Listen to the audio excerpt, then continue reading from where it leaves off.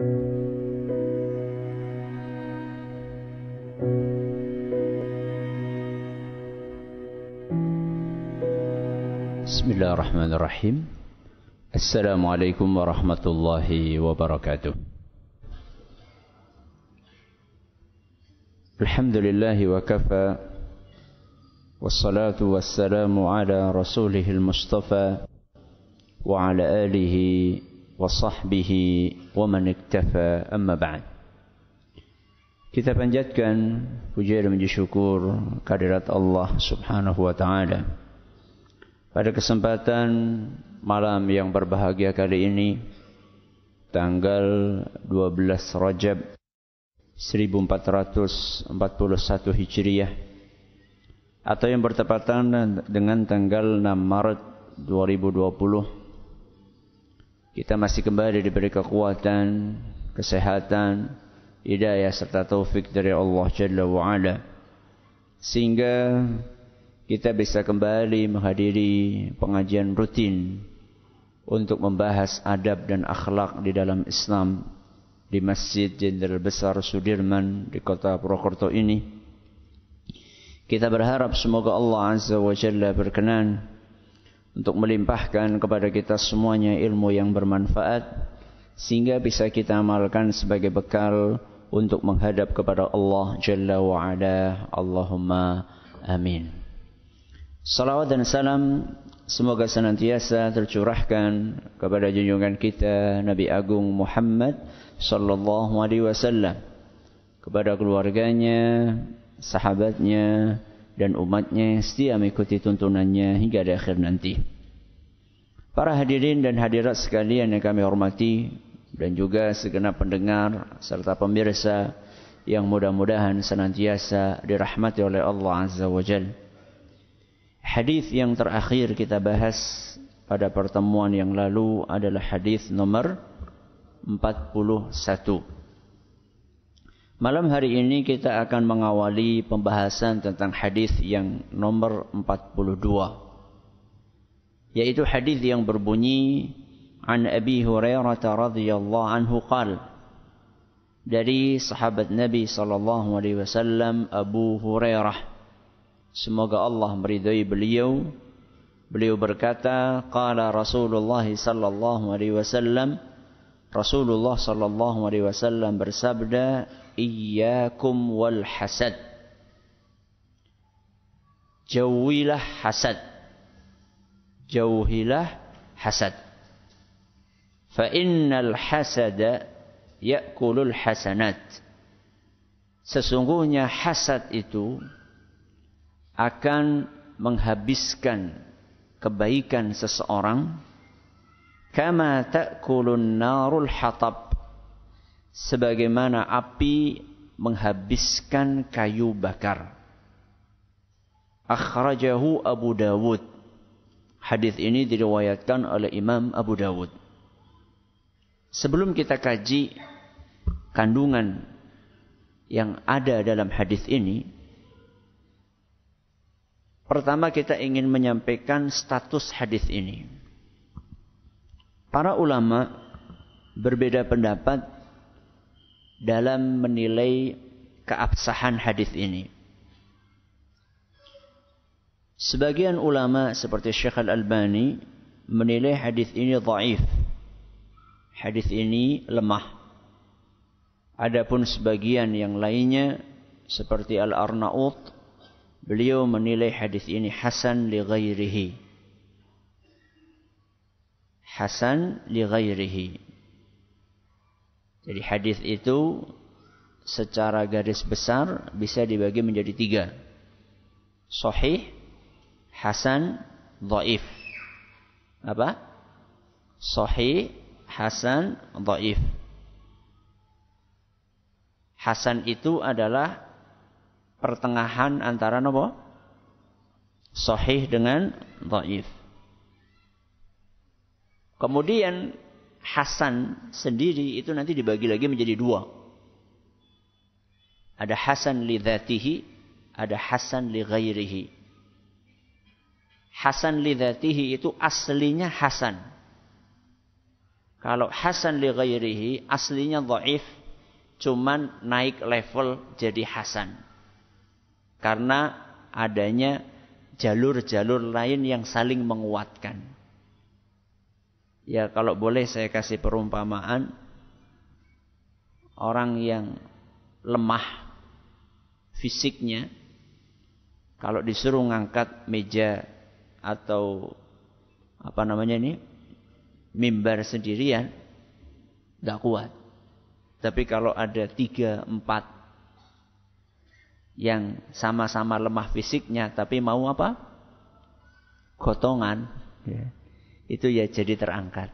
Kira-kira demikianlah perumpamaannya dalam kehidupan keseharian kita. Gampangnya kayak gitu. Ya. Jadi ini hadis statusnya masih diperselisihkan oleh para ulama kita. Baik, kita masuk ke isi dari hadis ini.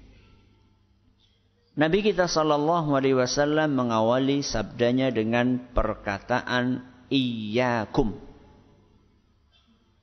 Iyyakum itu dalam bahasa Arab adalah sebuah kalimat yang beraroma ancaman.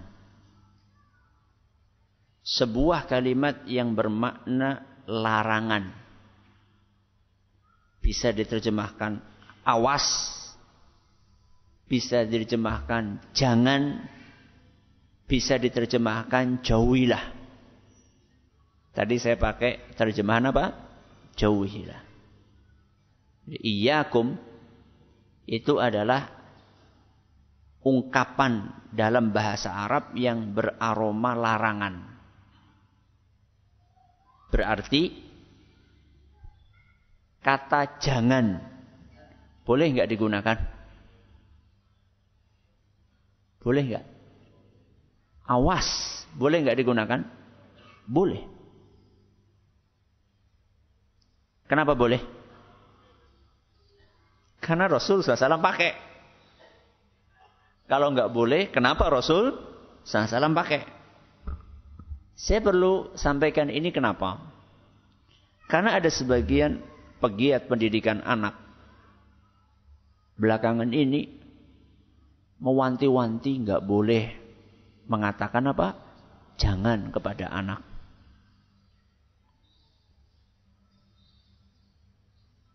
Begitu ada orang tua, ayah atau ibu ngomong kepada anak, jangan nak, nggak boleh jangan. Katanya jangan itu membunuh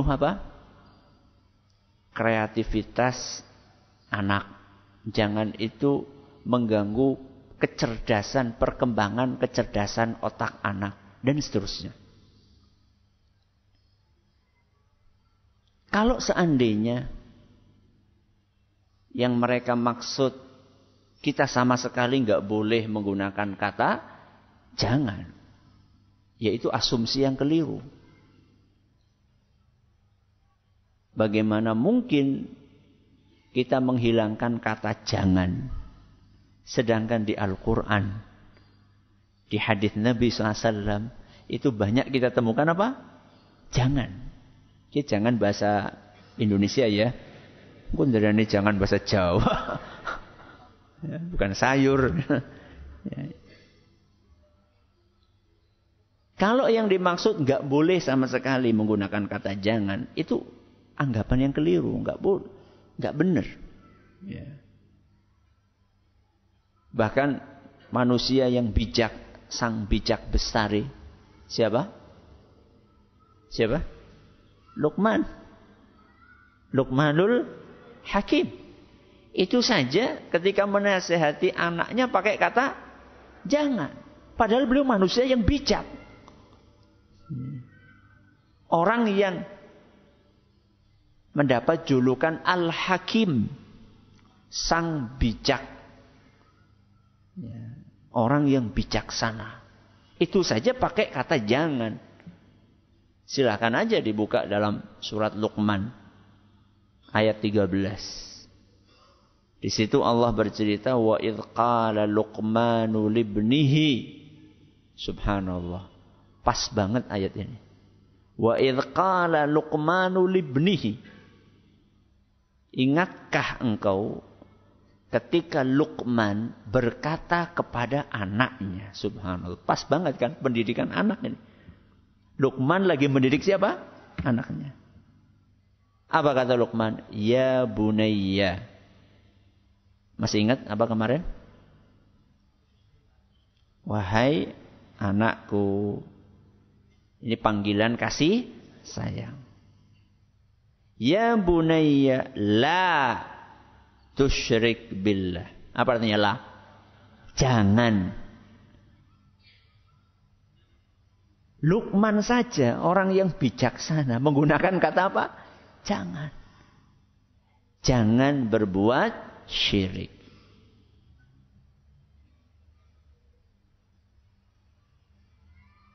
Dan Allah Azza wa Jalla merekam perkataan Luqman ini di dalam Al-Quran dalam rangka supaya kita ikuti.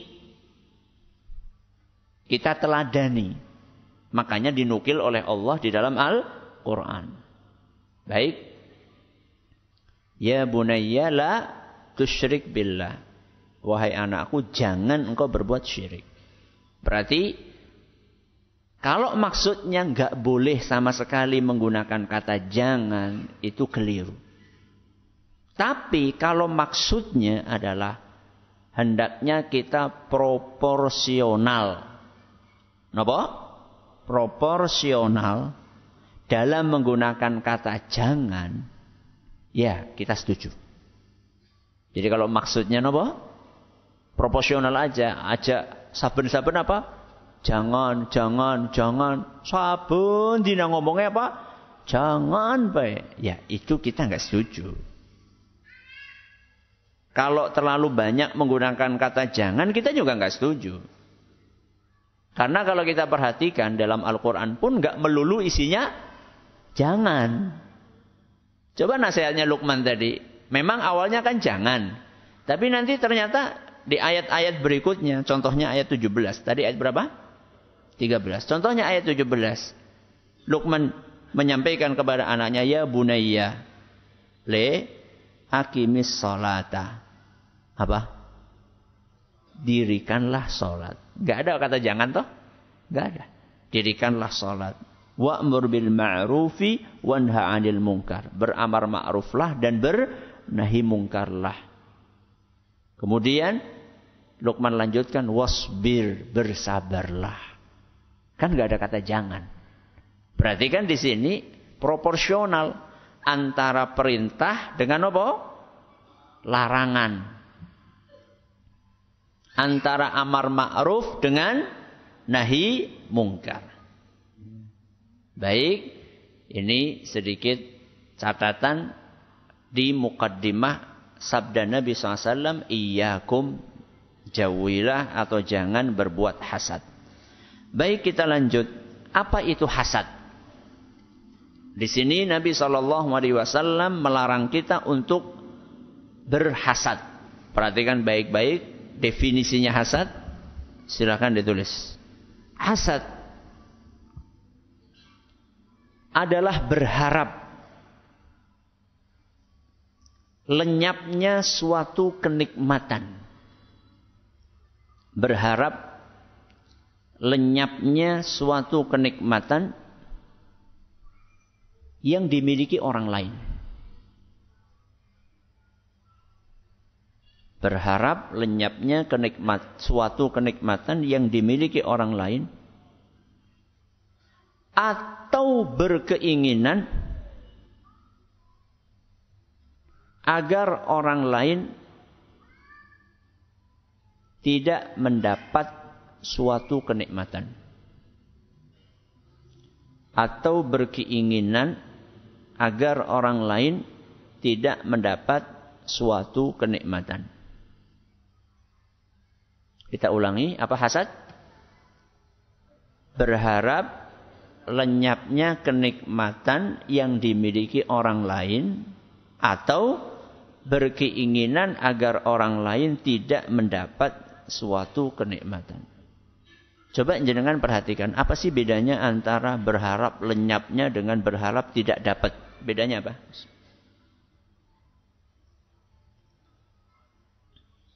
Apa bedanya? Apa yang pertama sama yang kedua bedanya apa? Yang pertama kan berharap lenyapnya kenikmatan. Yang kedua berharap tidak mendapat kenikmatan. Apa bedanya? Bagus. Yang pertama, orang lain itu sudah dapat. Kalau yang kedua, belum. Kita nggak pengen orang ini dapat. Saya ulangi, yang pertama apa? Orang lain sudah dapat kenikmatan itu. Terus kita pengen kenikmatan itu lenyap dari dia. Dicabut, hilang. Ini yang pertama. Yang kedua apa? Orang lain belum punya. Orang lain ini berusaha untuk mendapatkan kenikmatan tersebut. Lalu kita berangan-angan orang ini mudah-mudahan gak dapat. Inilah namanya hasad. Suatu kenikmatan. Kenikmatan itu kan ada dua jenis. Ada yang sifatnya duniawi. Ada yang sifatnya apa? Ukhrawi. Yang dimaksud dalam hasad ini yang kenikmatan yang mana? Duniawi atau ukhrawi? Duniawi atau ukhrawi? Dua-duanya. Baik kenikmatan yang sifatnya duniawi maupun kenikmatan yang sifatnya ukhrawi. Nanti akan saya kasih contoh masing-masing dari dua jenis kenikmatan itu. Ketika orang lain punya kenikmatan yang sifatnya duniawi, kemudian kita pengen kenikmatan itu lenyap dari dia, dicabut dari dia, berarti itu hasad. Termasuk ketika kita pengen supaya orang ini tidak mendapatkan kenikmatan yang sifatnya ukhrawi, itu juga hasad. Contohnya apa? Kenikmatan yang sifatnya duniawi, contohnya jabatan. Kenapa? Jabatan. Kekayaan. Kenapa? Kekayaan. Anak, keturunan. Istri, suami, pasangan. Ya. Terus kesempurnaan fisik. Kesempurnaan fisik itu mencakup kenapa? Kecantikan. Terus kenapa? Kegantengan. Terus postur yang atletis, yang ideal. Ya. Ini semuanya masuk dalam kategori apa? Kenikmatan duniawi. Kecerdasan apa? Otak. Ini juga masuk dalam kenikmatan duniawi. Kalau seandainya teman kita sekantor, dia dapat promosi jabatan. Padahal dia masuk ke kantor itu belakangan. Sedangkan kita duluan. Kok dia yang dapat promosi duluan? Kemudian di dalam hati kita ada keinginan mudah-mudahan dia segera dicopot. Itulah hasad. Bahkan ada sebagian ulama seperti Syekhul Islam mengatakan, sekedar kita nggak suka teman kita dapat kenikmatan, itu sudah masuk kategori hasad. Sekedar apa? Kita nggak suka. Kalau tadi kan sampai berangan-angan, nopo? Hilang. Enggak, kita nggak berangan-angan hilang. Kita cuma nggak suka saja. Di dalam hati kita nggak suka, nggak rela. Orang ini dapat kenikmatan tersebut, berarti itu hasad. Ini yang sifatnya duniawi, jabatan. Contoh yang lain, yang sifatnya duniawi, pasangan. Kenapa? Pasangan. Kok teman kita dapat istri yang lebih cantik dari istri kita? Terus kita jengkel. Bahkan sampai berusaha bagaimana supaya pisah. Itu adalah hasad. Yeah. Jabatan, pasangan, apa tadi? Kekayaan. Ya. Teman kita beli motor baru. Beli motor baru. Kemudian kita memandang dengan sinis. Ya. Dia paling Reddit gitu. Padahal kita juga nggak tahu dia Reddit apa enggak gitu kan. Siapa tahu dia dapat hadiah dari siapa? Mertua. Mungkin saja kan. Ya. Udah suudzon aja. Ketika kita tidak suka atau bahkan sampai kita berangan-angan, mudah-mudahan orang ini motornya kecelakaan. Ya. Atau mudah-mudahan motornya hilang. Atau ketika motornya hilang, kita bertepuk tangan. Bersorak-sorai. Alhamdulillah motor hilang. Itu termasuk kategori hasad. Ya.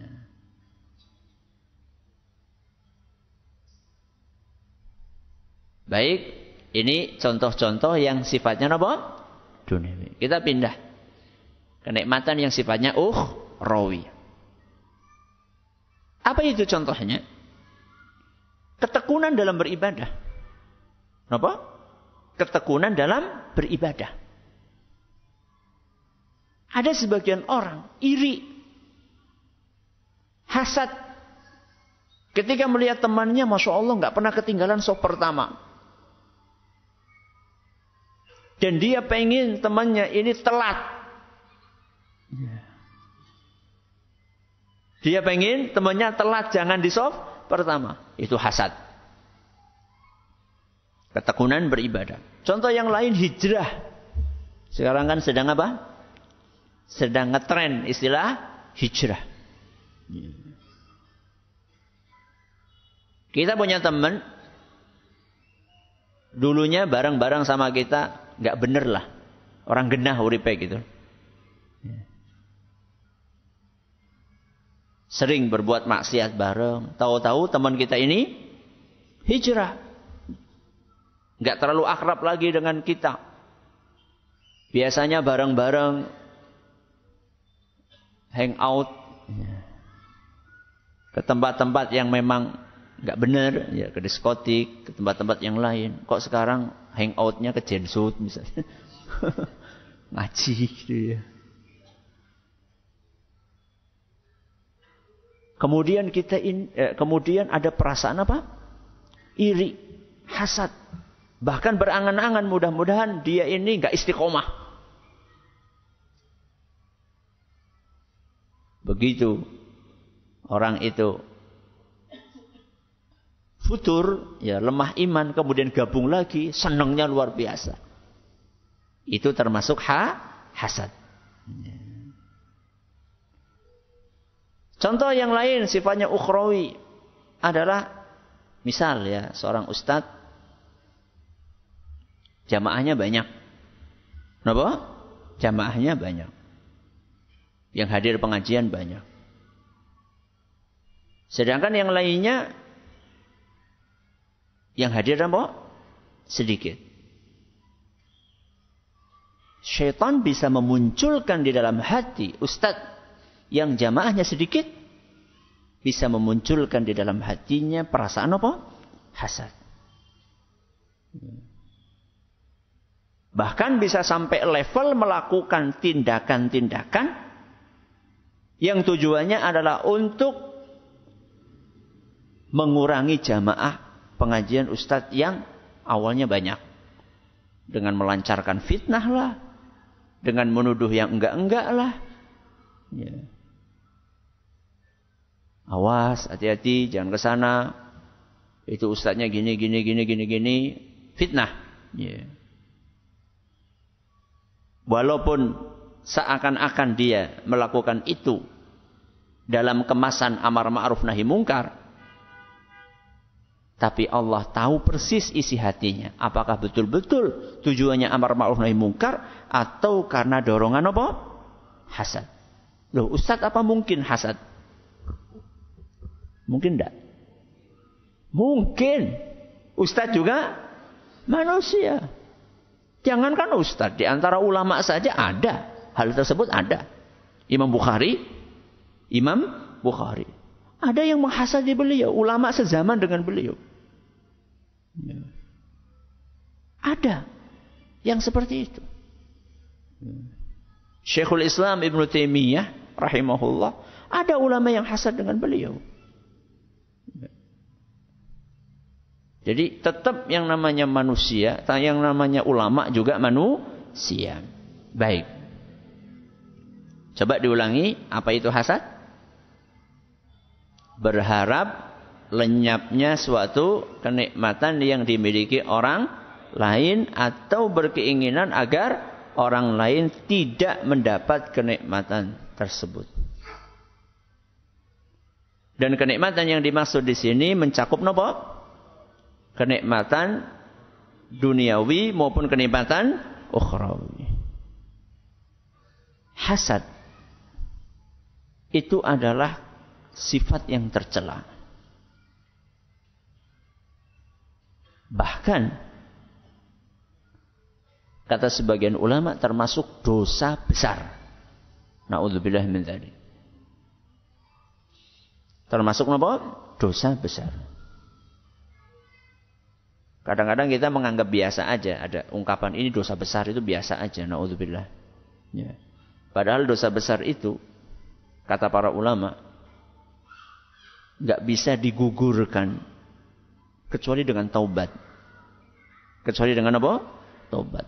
Berbeda dengan dosa-dosa kecil. Kalau dosa-dosa kecil itu bisa digugurkan dengan amal soleh seperti sholat, wudu, ya, sodakoh, baca Quran. Itu bisa gugur dengan amal-amal soleh. Itu kalau dosa-dosa kecil. Kalau dosa besar kata para ulama nggak bisa gugur kecuali dengan apa? Taubat. Kata Imam Al-Qurtubi, saking jeleknya hasad ini, hasad adalah dosa yang pertama kali terjadi di langit dan dosa yang pertama kali terjadi di bumi. Kenapa? Hasad itu dosa yang pertama kali terjadi di mana? Di langit, dan yang pertama kali terjadi di bumi. Di langit siapa yang melakukan? Iblis.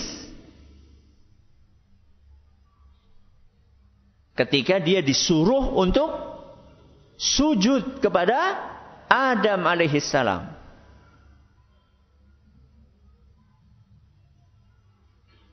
Ketika disuruh oleh Allah Azza wa Jalla untuk sujud kepada Adam alaihissalam, iblis gak mau. Kenapa? Iri. Kenapa saya yang disuruh sujud kepada Adam? Padahal yang diciptakan duluan siapa? Adam dulu atau iblis dulu? Iblis. Saya yang diciptakan duluan, kok saya disuruh sujud sama yang diciptakan belakangan? Apalagi materi bahan penciptaannya menurut iblis itu lebih, levelnya lebih tinggi bahan penciptaan iblis dibandingkan bahan penciptaan Adam. Iblis terbuat dari api, khalaqtani min narin, sedangkan Adam terbuat dari tanah, wa khalaqtahu min tin. Engkau ciptakan aku dari api, sedangkan Adam engkau ciptakan dari tanah. Masa yang diciptakan dari api itu harus sujud kepada yang diciptakan dari tanah? Kan lebih ningrat yang api. Itu kira-kira lah. Ya. Kastanya lebih tinggi. Karena dorongan hasad. Itu dosa yang pertama kali teng pundi? Langit. Yang kedua di bumi. Siapa? Qabil. Ketika tega membunuh saudaranya sendiri, yaitu Habil.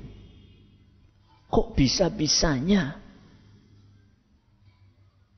saudara membunuh saudara kandungnya sendiri? Salah satu pemicunya adalah karena hasad. Dari mana hasad itu muncul? Karena dua-duanya disuruh kurban oleh Allah Azza wa Jal. Ternyata kurban yang diterima kurbannya siapa? Habil. Sedangkan Qabil kurbannya ditolak. Iri dia.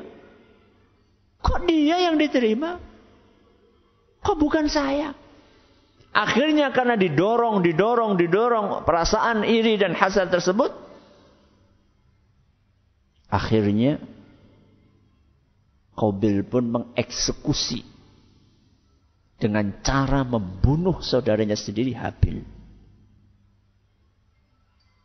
Dan itulah pertumpahan darah pertama kali di muka bumi. Buktinya pertama kali apa? Qabil bingung. Bingung apa? Tubuh atau jasad jenazah saudaranya ini mau diapain? Bingung dia. Karena dia nggak pernah ada contoh sebelumnya. Dia yang pertama kali memberi contoh pembunuhan.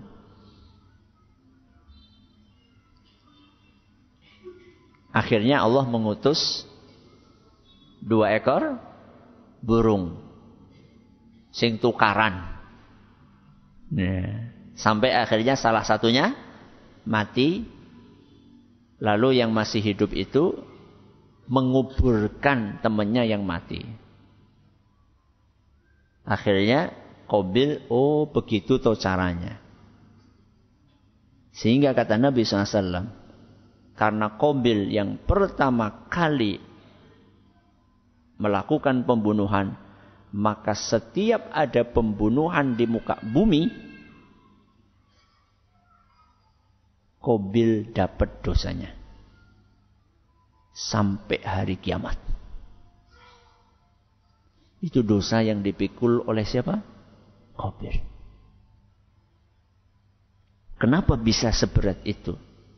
Karena dia yang nyontoi pembunuhan pertama kali di muka bumi. Kenapa dia bunuh? Hasad. Jangan pernah meremehkan penyakit namanya apa? Hasad. Baik. Hasad. Ya, silakan azan dulu. Alhamdulillahirrahmanirrahim. Assalatu wassalamu ala nabiyina Muhammadin wa ala alihi wa sahbihi ajma'in wa ba'd. Ketika kita dengerin definisi hasad tadi, kira-kira kita ini masih punya penyakit itu atau tidak? Hah? Masih. Kalau saya dengar kata masih ini tadi yang ngomong kelihatannya banyak. Yang jadi pertanyaan, kenapa? Kenapa ada perasaan tidak suka ketika orang lain unggul dari kita?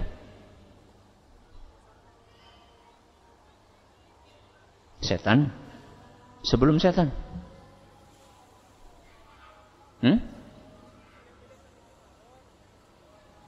Karena itu tabiat dasar manusia. Gawan bayi.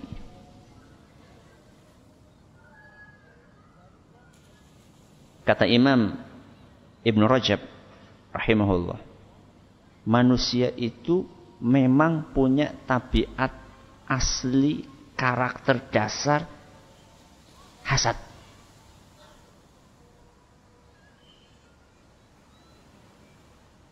Manusia itu punya sifat tidak suka orang lain unggul dari dia. Itu sudah bawaan.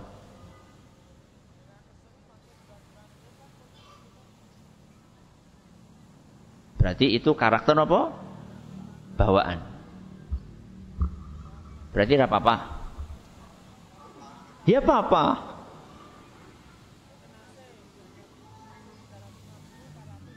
Sekarang ya, coba jangan perhatikan.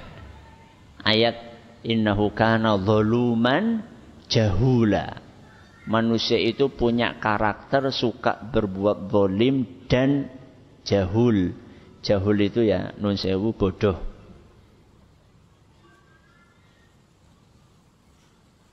Itu karakter bawaannya apa? Manusia. Apa kemudian ada orang mengatakan nyong tak bodoh baik? Karena itu sudah gawan apa? Bayi apa ada seperti itu? Kan tidak logis. Maka kata para ulama, ada 3 jenis tipe manusia. Berapa jenis? 3 tipe jenis manusia dalam menyikapi karakter bawaan tersebut. Dalam hal ini karakter bawaan yang sedang kita bahas adalah nopo? Hasad. Ada 3 tipe manusia dalam menyikapi sifat hasad tadi yang ada dalam hatinya, dalam dirinya. 1.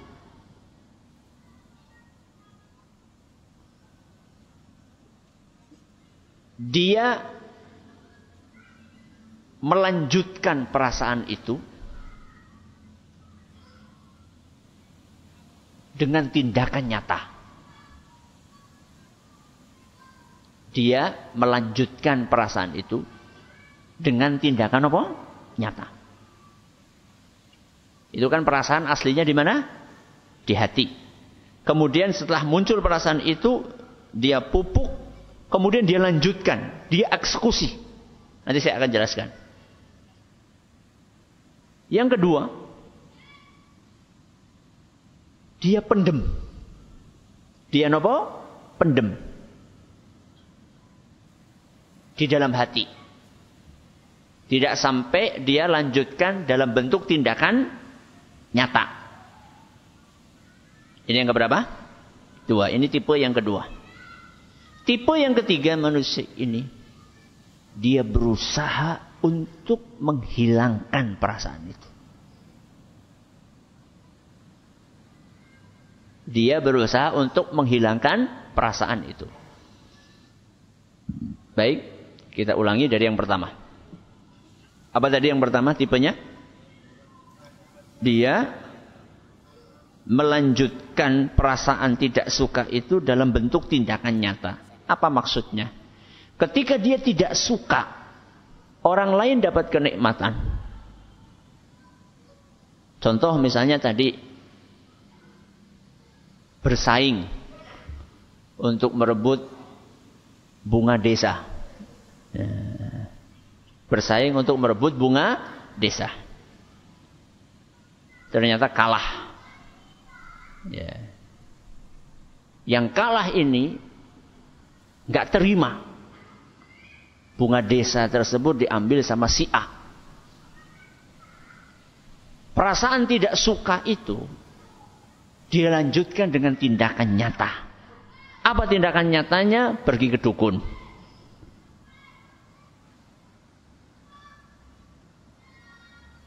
Tindakan nyatanya apa? Menyebarkan fitnah. Tindakan nyatanya apa? Macam-macam dia lakukan. Pokoknya intinya dia pengen supaya si A ini pisah dari istrinya. Kemudian tipe yang pertama ini terbagi lagi menjadi 2. A dan B. Tipe 1A, tipe 1B. Tipe 1A. Dia pengen supaya pisah. Kemudian bunga desa itu dia miliki. Ini 1A. 1B nggak ada keinginan itu. Pokoknya pisah. Saya nggak peduli saya nikah dengan bunga desa itu atau nggak nikah. Pokoknya saya nggak peduli.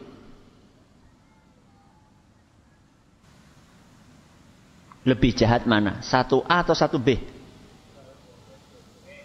Iya, dua-duanya jahat. Lebih jahat mana? 1A atau 1B? 1B lah. 1B lebih jahat. Karena dia nggak menikmati apa-apa. Kalau 1A bukan mending.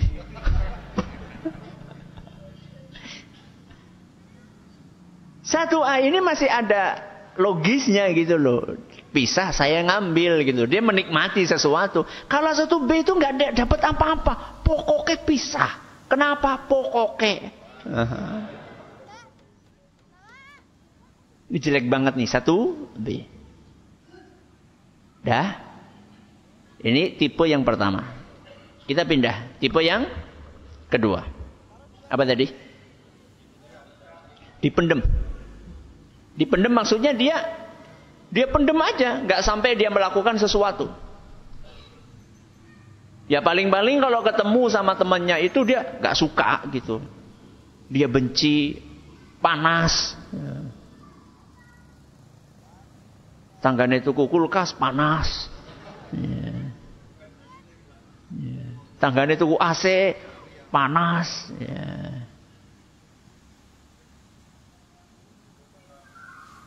Tanggane tuku motor anyar ora bisa mangan.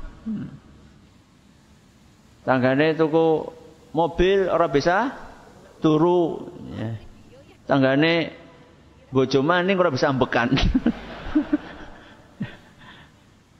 Dia nggak sampai melakukan sesuatu yang sifatnya tindakan nyata kayak tadi pergi ke dukun, fitnah, nggak nyampe itu. Cuman dia apa? Dia pendem. Biasanya wong kayak gitu cepat mati dia. Dean. Ya, mungkin. Karena dia menyimpan apa? Perasaan dendam, iri, dengki, hasad. Hidupnya nggak nyaman dia. Yang ketiga, apa itu? Yang berusaha untuk menghilangkan. Berusaha menghilangkan perasaan itu dari hatinya. Caranya bagaimana? Kata Al-Ghazali rahimahullah, dengan ilmu dan amal. Dengan apa? Ilmu dan amal. Penjabarannya gimana Ustaz? Ini materi kajian pekan depan insyaallah. Ilmunya seperti apa? Amalnya seperti apa? Ini akan kita bahas insyaallah pada pertemuan yang akan datang. Mudah-mudahan bermanfaat. Terima kasih atas perhatiannya. Menurut segala kurangnya kita tutup dengan membaca doa kafaratul majlis. Subhanakallahumma wa bihamdika asyhadu an la ilaha illa anta astaghfiruka wa atubu ilaik. Assalamualaikum warahmatullahi wabarakatuh.